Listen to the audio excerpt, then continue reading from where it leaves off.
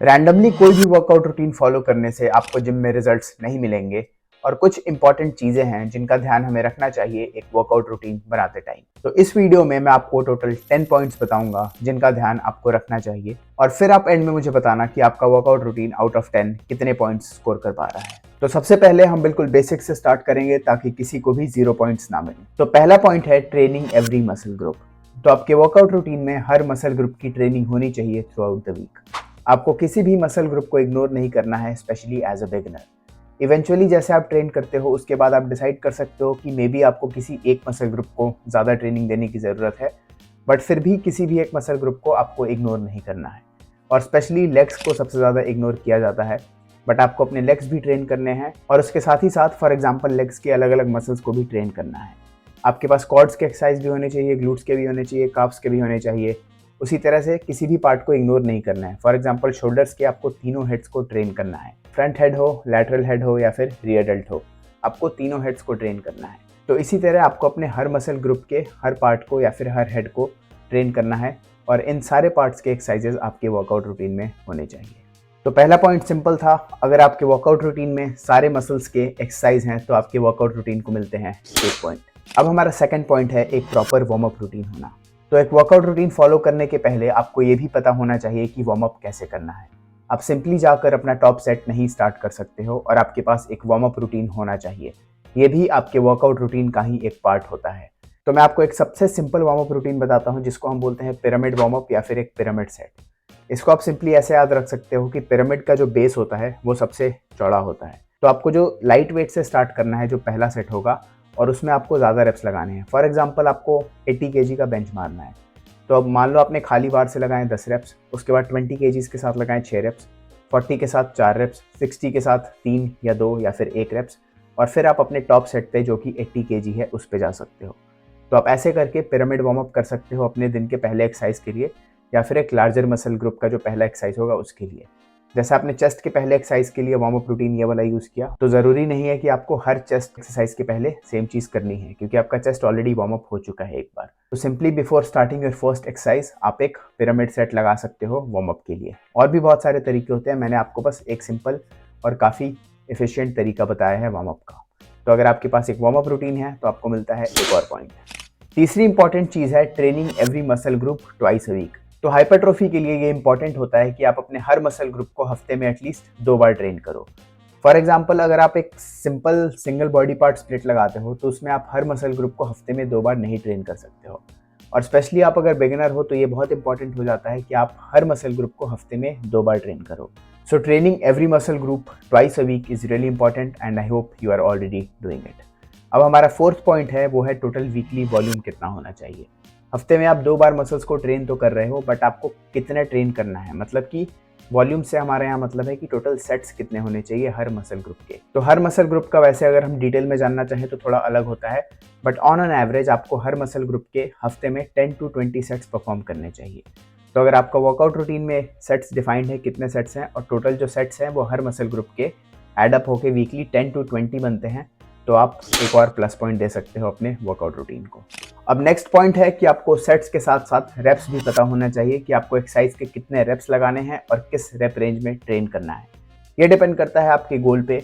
जैसे अगर आपका स्ट्रेंथ ट्रेनिंग गोल है तो उसमें आपको कम रेप्स लगाने होते हैं, मैक्सिमम 6 के अराउंड, जिन एक्सरसाइजेस पे आपको स्ट्रेंथ बिल्ड करना है। और अगर आपका हाइपरट्रोफी गोल है तो आपको 8 to 12 रेप्स लगाने होते हैं, और काफ़ी एक्सरसाइजेस के केस में ये 20 रेप्स या फिर उससे थोड़ा और भी ज़्यादा जा सकता है। तो आपको अपना रेप रेंज पता होना चाहिए और उसी हिसाब से आपको ट्रेनिंग करना है। सिर्फ एक्सरसाइज जानने से काम नहीं चलेगा, और आपको 1 रेप मैक्सेस भी बार बार अपने नहीं ट्राई करने चाहिए कि आप मैक्सिमम कितना लिफ्ट कर पा रहे हो। स्पेशली अगर आपका एम हाइपरट्रोफी है तो आप कितना ज़्यादा वेट लिफ्ट कर पाते हो, उससे ज़्यादा इंपॉर्टेंट है कि आप अच्छे रेप्स में, सही रेप रेंज में कितने अच्छे से उस वेट्स के साथ रेप्स परफॉर्म कर पा रहे हो। तो आपको एग्जैक्टली पता होना चाहिए कि आप कितने रेप्स के लिए जा रहे हो। This is really important. अब जो नेक्स्ट पॉइंट है, हमारा सिक्स्थ पॉइंट, वो थोड़ा एडवांस्ड है, that is training your muscles in the full range of motion. Example के लिए मैं आपको स्क्वाट्स के एग्जाम्पल से समझाता हूँ, स्क्वाट्स के नहीं, क्वाड्स के एग्जाम्पल से। तो जब आप स्क्वाट्स लगाते हो तो आपके क्वाड्स पे सबसे ज़्यादा टॉर्क यानी कि फोर्स क्वाड्स पे तब एक्सपीरियंस होता है जबकि आपके नीज बेंड होते हैं। मतलब कि जब आप नीचे सेट डाउन करते हो स्क्वाट्स के लिए, तब आपके क्वाड्स पे ज़्यादा फोर्स एक्सपीरियंस होता है। अब इसका उल्टा होता है लेग एक्सटेंशन में। लेग एक्सटेंशन में आपके क्वाड्स पे सबसे ज़्यादा टॉर्क तब फील होता है जबकि आपके नीज स्ट्रेट होते हैं, यानी कि लेग स्ट्रेट होते हैं जब आप वेट्स को ऊपर लाते हो। तो दोनों टाइम में आपका जो लेंथ है मसल्स का वो डिफरेंट होता है, तो दोनों का मसल्स पे थोड़ा अलग इफेक्ट होता है। और आपका जो मसल है, यानी कि इस एग्जांपल में क्वाड्स का, वो फुल रेंज ऑफ मोशन में ट्रेन हो रहा है, जब वो शॉर्ट एंड है तब भी और जब वो लेंथ एंड है तब भी। तो इसी तरह से आपको हर मसल्स को एक फुल रेंज ऑफ मोशन में ट्रेन करना है। इसलिए बाइसेप्स के अलग अलग एक्सरसाइजेज होते हैं, बाइसेप कर्ल्स, या फिर आप प्रीचर कर्ल या फिर कॉन्सेंट्रेटेड कर्ल लगाते हो, और दूसरी तरफ आप इंक्लाइन बेंच पे कर्ल लगाते हो। तो ये सारे एक्सरसाइजेज आपके मसल्स को डिफरेंट रेंज ऑफ मोशंस में ट्रेन करते हैं, और ये इंपॉर्टेंट है कि आपका वर्कआउट रूटीन सारे मसल्स को फुल रेंज ऑफ मोशन में ट्रेन करने की अपॉर्चुनिटी प्रोवाइड करे। तो अगर आपका वर्कआउट रूटीन ये भी अलाउ करता है तो आपको मिलता है एक और पॉइंट।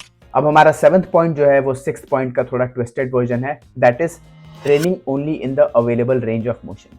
इसका मतलब ये है कि अगर आप किसी रेंज ऑफ मोशन में ट्रेन नहीं कर पा रहे हो तो आपको ज़बरदस्ती अपनी बॉडी को पुश नहीं करना है, अगर आपकी बॉडी अलाउ नहीं कर रही है तो। फॉर एग्जाम्पल, अगर आप बेंच प्रेस में बारबल को अपने चेस्ट से टच करने का ट्राई कर रहे हो और अगर आपके शोल्डर्स में पेन आ रहा है तो ये आपको नहीं करना चाहिए, स्पेशली विथ हैवी वेट्स। इसको कैसे इंप्रूव करना है वो आप देख सकते हो। काफ़ी केसेस में मे बी आप इसको इंप्रूव ना कर पाओ, तो आपको ये एक्सरसाइज छोड़कर किसी और ऑल्टरनेटिव को चूज़ करना है, या फिर अगर आपको बेंच प्रेस लगाना ही है तो आप लाइट वेट से इस रेंज ऑफ मोशन को ट्राई करो जिसमें कि आपकी बॉडी जाने में पेन दे रही है। तो यू हैव टू सी कि आपके कोच ने या फिर किसी ने भी आपको एक वर्कआउट प्लान दिया है तो आप उसको रैंडमली फॉलो नहीं कर रहे हो, वो आपके हिसाब से कस्टमाइज होना चाहिए। और अगर किसी भी एक्सरसाइज को परफॉर्म करने में या फिर किसी भी रेंज ऑफ मोशन में आपको प्रॉब्लम आ रही है तो आपको उसे लाइट वेट के साथ एक्सप्लोर करना चाहिए, या फिर पहले प्रिकॉशन लेना चाहिए, उसको इम्प्रूव करना चाहिए और तब उस रेंज ऑफ मोशन में ट्रेन करना चाहिए। This is very important to prevent injuries, और अगर आपका वर्कआउट रूटीन इसे भी फॉलो करता है तो आपको मिलता है एक और point. Now the 8th point is one of the most important thing for hypertrophy and this is progressive overload. तो आपके वर्कआउट रूटीन में आपको एग्जैक्टली पता होना चाहिए कि प्रोग्रेसिव ओवरलोड कैसे करना है। प्रोग्रेसिव ओवरलोड का मतलब है कि विथ टाइम आप अपने मसल्स पे जो लोड डाल रहे हो आपको उसे बढ़ाना पड़ेगा अगर आप चाहते हो कि आपके मसल्स का साइज भी ग्रो हो। तो इसका सिंपल तरीके हो सकते हैं, एक तो है वेट बढ़ाना, फिर आप रेप्स को बेटर कर सकते हो, रेप्स को स्लो कर सकते हो, या फिर रेप्स भी बढ़ाकर आप प्रोग्रेसिव ओवरलोड कर सकते हो।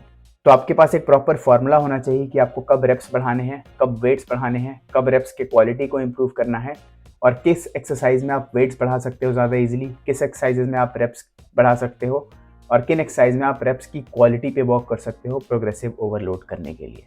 तो आप जिस भी वर्कआउट रूटीन को फॉलो कर रहे हो आपको उसमें पता होना चाहिए कि प्रोग्रेसिव ओवरलोड कैसे करना है।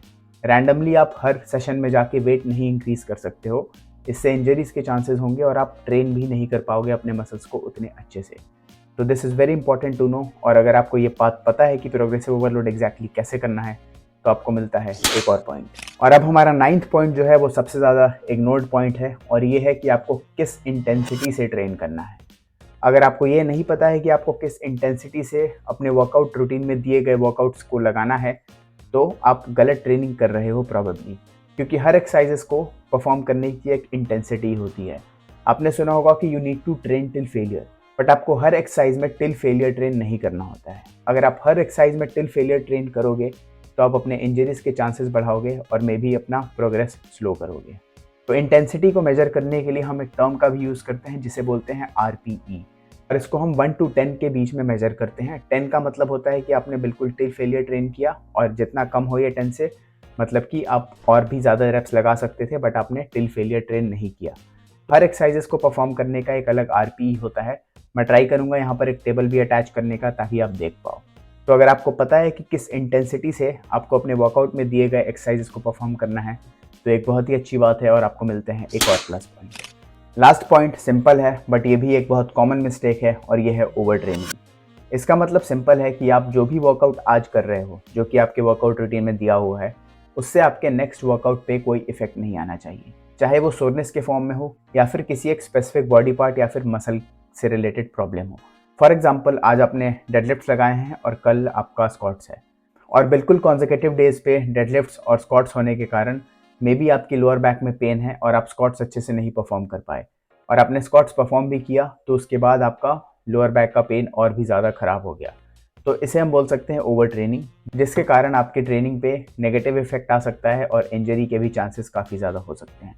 तो आपका वर्कआउट रूटीन ऐसे डिज़ाइन होना चाहिए, सिंपल अगर मैं एक लाइन में बोलूँ तो, कि आपने जो ट्रेनिंग आज की है उससे आपका नेक्स्ट डे का ट्रेनिंग इफेक्ट ना हो और आप बिल्कुल फुल इंटेंसिटी के साथ नेक्स्ट डे पर भी ट्रेन कर पाओ। तो अगर आपका वर्कआउट रूटीन इसे फॉलो करता है तो आपको मिलते हैं एक और पॉइंट। तो अब आप मुझे ऑनेस्टली बताना कि आपके वर्कआउट रूटीन को टोटल कितने पॉइंट्स मिलते हैं। और ये 10 चीज़ें थी जो कि काफ़ी इंपॉर्टेंट थी। ऐसा नहीं है कि सिर्फ जिम में जाकर एक्सरसाइज कर लेने से हमारा मसल ग्रो हो जाएगा, हमें काफ़ी सारी चीज़ों का ध्यान रखना पड़ता है एक वर्कआउट रूटीन बनाते टाइम। और सबसे इंपॉर्टेंट चीज़ ये है कि ये चीज़ें जेनेरिक नहीं होती हैं। काफ़ी केसेस में पर्सन टू पर्सन कुछ कुछ पॉइंट्स डिफर करते हैं कि वो बंदा कितना रिकवर कर पा रहा है, फॉर एग्जांपल ओवर ट्रेनिंग के केस में, या फिर उसका रेंज ऑफ मोशन कैसा है, उसको कहाँ कहाँ पर पेन आ रहा है। तो ये सब कुछ दिमाग में रख के हमें एक वर्कआउट रूटीन बनाना चाहिए। आपको किसी भी रैंडम वर्कआउट रूटीन को ब्लाइंडली नहीं फॉलो करना चाहिए, that can be dangerous for you. So I hope you learn something from this video. I will see you in the next video. और यहाँ पर मैंने जो भी आपको बताया है, अगर आप देखना चाहते हो मैं लाइव कैसे इंप्लीमेंट करता हूँ अपनी ट्रेनिंग में, तो आप प्लेलिस्ट चेकआउट कर सकते हो। Thank you so much for watching the video.